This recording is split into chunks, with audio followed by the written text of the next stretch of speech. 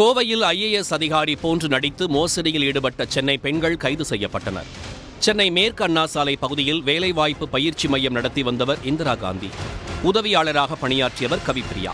இவர்கள் மத்திய அரசு பணியில் சேர்த்து விடுவதாக கூறி பலரிடம் பணம் வசூலித்து ஏமாற்றினர் என்பது புகார்.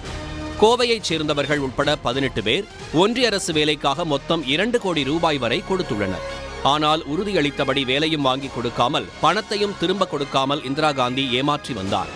இந்த மோசடி குறித்து பாதிக்கப்பட்டவர்கள் கோவை நகர குற்றப்பிரிவு போலீசில் புகார் செய்தனர். போலீசார் வழக்கு பதிவு செய்து விசாரணை நடத்தினர். மோசடியில் ஈடுபட்டவர்களை பிடிக்க தனிப்படை அமைக்கப்பட்டது. தனிப்படையினர் சென்னை சென்று இந்திரா காந்தியையும் கவிப்பிரியாவையும் கைது செய்து நீதிமன்றத்தில் ஆஜர்படுத்தி சிறையில் அடைத்தனர். இந்த மோசடியில் இந்திரா காந்தியின் மகள் ரஞ்சினி மற்றும் சிவமலர் ஆகியோரை போலீசார் தேடி வருகின்றனர்.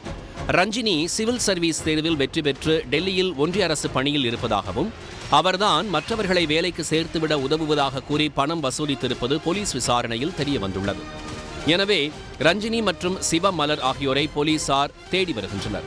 கைதான கவிப்பிரியா சென்னை லஞ்ச ஒழிப்புத் துறையில் சப் இன்ஸ்பெக்டராக பணி செய்து வருவதாக பலரிடமும் கூறி ஏமாற்றியிருப்பதும் விசாரணையில் வெளிப்பட்டுள்ளது.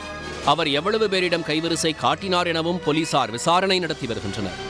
ஐஏஎஸ், ஐபிஎஸ் அதிகாரிகள் போன்று நடித்து மோசடி செய்யும் ஆண்களை கேள்விப்பட்டிருக்கிறோம். தற்போது பெண்களும் அதே பாணியில் முறைகேட்டில் ஈடுபட்டு கோவையில் கைதான சம்பவம் அதிர்ச்சியை ஏற்படுத்தியது.